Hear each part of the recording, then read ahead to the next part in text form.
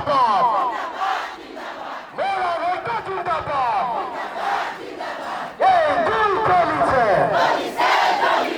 এই হকম চলিছে মরুলা দিকে মেধাবী করো প্রদান করো মরুলা দিকে মেধাবী করো প্রদান করো প্রদান করো প্রদান করো মরুলা দিয়ে হজরুকুরকে যত হকম প্রদান করো মরুলা ভুলিয়া দিয়ে জিন্দাবাদ হনুমান সদা জিন্দাবাদ মরুলা মেঘা জিন্দাবাদ মরুলা মেঘা জিন্দাবাদ হনুমান সদা জিন্দাবাদ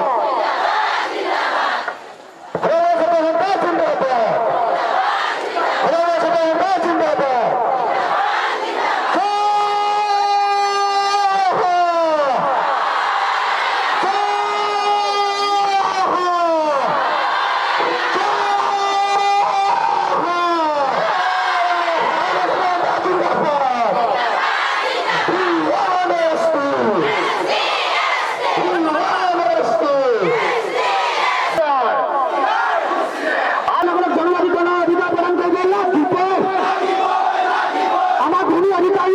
জনজাতিকৰণৰ দাবীত তিনিচুকীয়া জিলা উত্তাল হৈ আছে। ইতিমধ্যে মৰাণ জনগোষ্ঠীক জনজাতিকৰণ প্ৰদান কৰা আৰু স্বায়ত্ব শাসন প্ৰদান কৰাৰ দাবীত ইতিমধ্যে সদৌ মৰাণ ছাত্ৰ সন্থাৰ উদ্যোগত মৰাণ জনগোষ্ঠীৰ 6টাকৈ জাতীয় সংগঠনে ইতিমধ্যে এলানি ধাৰাবাহিক আন্দোলন কাৰ্যসূচী ঘোষণা কৰিছে আৰু পূৰ্বে ঘোষণা কৰা কাৰ্যসূচী অনুসৰি আজি কাকপথাৰত এক বিশাল জোৰ সমদল বাহিৰ কৰা হৈছে আৰু এই জোৰ সমদলে সমগ্ৰ কাকপথাৰ এইখিনি মুহূৰ্তত কঁপাই তোলা পৰিলক্ষিত হৈছে।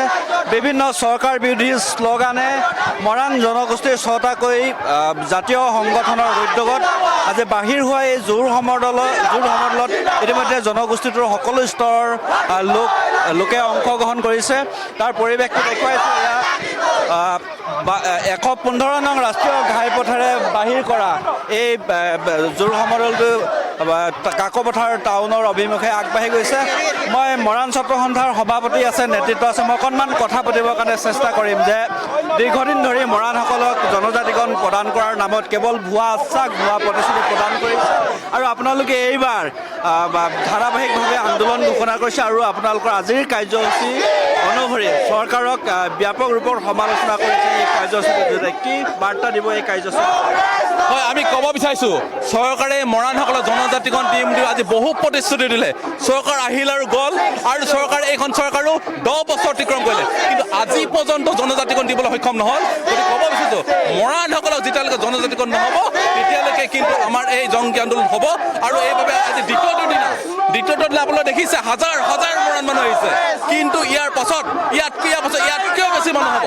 আপোনালোকে কৈ দিছোঁ আমাৰ মাঘেৰিটা 6 তাৰিখে আছে, 10 তাৰিখে তিনিচুকীয়াত আছে, ইয়াতকৈ বেছি মৰাণ মানুহে আমাক সহযোগ কৰিবলৈ ওলাই আহিব।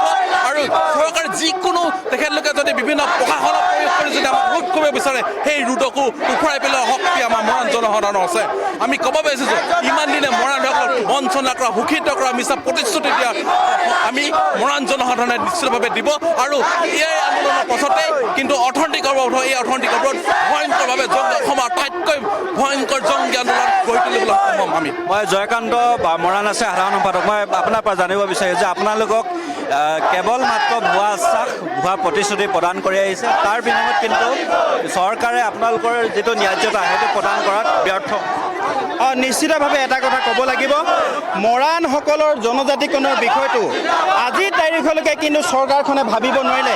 এইটো কিন্তু আটাইতকৈ দুৰ্ভাগ্যজনক বিষয়। যিখন চৰকাৰে বিদেশীক অসমত নাগৰিকত্ব প্ৰদান কৰিব পাৰে, 37 আৰ্টিকুলৰ দৰে কাশ্মীৰৰ পৰা আৰ্টিকুল আঁতৰাই এখন ভাৰত চৰকাৰে এটা নতুন অধ্যায় সৃষ্টি কৰিব পাৰে, সেইখন চৰকাৰে কিন্তু মৰাণসকলক জনজাতিকৰণ দিব নোৱাৰাটো অতি লজ্জাজনক বিষয়।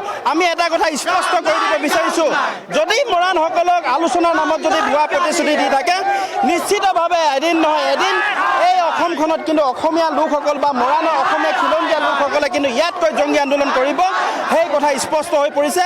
আৰু আজি মৰাণ ৰাইজৰ এই প্ৰতিবাদ মৰাণ ছাত্ৰ সন্থাই নেতৃত্বহে প্ৰদান কৰিছে। এই প্ৰতিবাদ মৰাণ ৰাইজৰ প্ৰতিবাদ আৰু ইয়াৰ পৰাই আমি দিল্লী দিছপুৰক জনাই দিব বিচাৰিছোঁ, যদি জনজাতিকৰণৰ বিষয়টো ইয়াৰ পাছতো ব্যৱস্থা গ্ৰহণ নকৰে আমি সমগ্ৰ ভাৰতবৰ্ষৰ বিষয়ে কিন্তু অৰ্থনৈতিক অৱৰোধ কাৰ্যসূচী হাতত ল'ম, এই কথা কিন্তু স্পষ্ট কৰি দিছোঁ।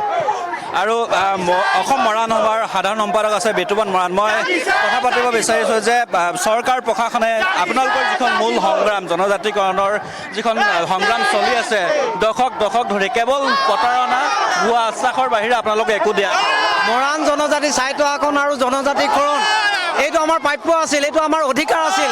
দশক ধৰি বিগত 70 দশকলৈকে আমি মৰাণসকলে জনজাতিকৰণ আৰু স্বায়ত্ব শাসন লাগে বুলি চিঞৰি আছোঁ, আবেদন নিবেদন কৰি আছোঁ। কিন্তু অতি দুৰ্ভাগ্যজনকভাৱে আমাক জনজাতিকৰণ দিয়া নাই কোনো এখন চৰকাৰে। আজি মৰাণ জাগিছে, জাগিবই আৰু এই সংগ্ৰাম চলিছে, চলিব। মৰাণ জনজাতিয়ে যেতিয়ালৈকে জনজাতিকৰণ আৰু স্বায়ত্ব শাসন নাপায় তেতিয়ালৈকে ক্ষান্ত আমি নহওঁ। আৰু আমি মৰাণ জাতি ইতিহাস প্ৰকৃত সংগ্ৰামী আৰু সাহসী জাতি, দুৰ্যোগ যিমানেই নাহক সংগ্ৰামে আমি তাক প্ৰতিহত কৰিম, এই কথা চৰকাৰে জনা উচিত। ইতিহাসৰ প্ৰতিখিলা পৃষ্ঠাত আমাৰ বীৰত্বৰ কথা লিখা আছে, আমাৰ এই গৌৰৱৰ ইতিহাস লিখা আছে। যিকোনো মূল্য বিনিময়ত আমাক জনজাতিকৰণ লাগিব, স্বায়ত্ব শাসন লাগিব, অন্যথা আমি ক্ষান্ত নহওঁ।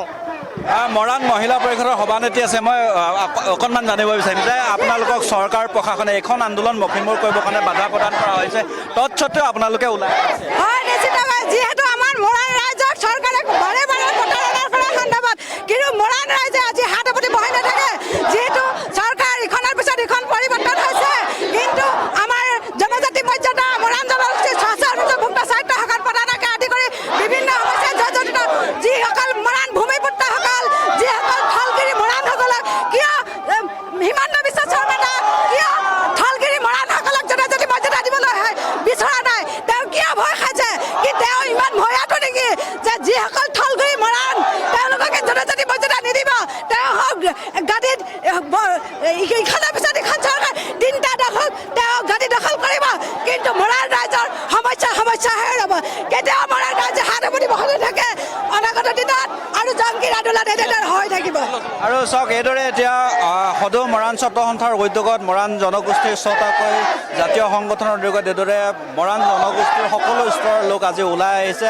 কাকপথাৰত এক বিশাল জোৰ সমদল বাহিৰ কৰা হৈছে, প্ৰায় 5-6শতাধিক লোকে ইয়াত অংশগ্ৰহণ কৰিছে। সমগ্ৰ কাকপথাৰ ৰাজপথ কঁপাই তুলিছে। মোৰ সহযোগী সতীৰ্থ হিমাংকই দেখুৱাব যে যিটো ৰাষ্ট্ৰীয় ঘাইপথ, সেই ৰাষ্ট্ৰীয় ঘাইপথত কেৱল জোৰ লৈ সমদল, কেৱল মানুহ আৰু মানুহ, এক বিশাল সমদল, যিটো সমদলে সমগ্ৰ কাকপথাৰ অঞ্চল, কাকপথাৰ নগৰ কঁপাই তুলিছে। আৰু চৰকাৰ প্ৰশাসনে ইয়াৰ পিছতো যদিহে মৰাণসকলক জনজাতিকৰণৰ মৰ্যাদা প্ৰদান নকৰে তেতিয়াহ'লে পৰৱৰ্তী সময়ত ইয়াতকৈ জংগীভাৱে আন্দোলন গঢ়ি তুলিবৰ কাৰণে ইতিমধ্যে মৰাণ জনগোষ্ঠীৰ সকলো স্তৰৰ ৰাইজ আৰু দল সংগঠন একত্ৰিত হৈছে আৰু সেই অনুসৰিয়ে ঘোষণা কৰা ধাৰাবাহিক সকলো ধৰণৰ কাৰ্যসূচী, সকলো ধৰণৰ আন্দোলন তেওঁলোকে চলাই যোৱাৰ পৰিকল্পনা হাতত লৈছে আৰু তেওঁলোকে সিদ্ধান্ত গ্ৰহণ কৰিছে। চৰকাৰে মৰাণসকলক জনজাতিকৰণ দিম বুলি আজি বহু প্ৰতিশ্ৰুতি দিলে। চৰকাৰ আহিল আৰু গ'ল, আৰু চৰকাৰে এইখন চৰকাৰো 10 বছৰ অতিক্ৰম কৰিলে, কিন্তু আজি পৰ্যন্ত জনজাতিকৰণ দিবলৈ সক্ষম নহ'ল। গতিকে ক'ব বিচাৰিছোঁ, মৰাণসকলক যেতিয়ালৈকে জনজাতিকৰণ নহ'ব তেতিয়ালৈকে কিন্তু আমাৰ এই জংগী আন্দোলন হ'ব। আৰু এইবাবে আজি দ্বিতীয়টো দিনা আপোনালোকে দেখিছে হাজাৰ মৰাণ মানুহ আহিছে, কিন্তু ইয়াৰ পাছত ইয়াত কিয় বেছি মানুহ হ'ব? আপোনালোকে কৈ দিছোঁ, আমাৰ মাঘেৰিটা 6 তাৰিখে আছে, 10 তাৰিখে তিনিচুকীয়াত আছে, ইয়াতকৈ বেছি মৰাণ মানুহে আমাক সহযোগ কৰিবলৈ ওলাই আহিব।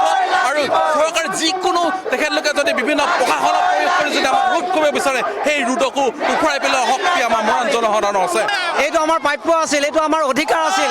দশক ধৰি বিগত 70 দশকলৈকে আমি মৰাণসকলে জনজাতিকৰণ আৰু স্বায়ত্ব শাসন লাগে বুলি চিঞৰি আছোঁ। যেতিয়ালৈকে জনজাতিকৰণ আৰু স্বায়ত্ব শাসন নাপায় তেতিয়ালৈকে ক্ষান্ত আমি নহওঁ। আৰু আমি মৰাণ জাতি ইতিহাস প্ৰকৃত সংগ্ৰামী আৰু সাহসী জাতি, দুৰ্যোগ যিমানেই নাহক সংগ্ৰামে আমি তাক প্ৰতিহত কৰিম, এই কথা চৰকাৰে জনা উচিত। ইতিহাসৰ প্ৰতিখিলা পৃষ্ঠাত আমাৰ বীৰত্বৰ কথা লিখা আছে, আমাৰ এই গৌৰৱৰ ইতিহাস লিখা আছে। যিকোনো মূল্য বিনিময়ত আমাক জনজাতিকৰণ লাগিব, স্বায়ত্ব শাসন লাগিব, অন্যথা আমি ক্ষান্ত নহওঁ।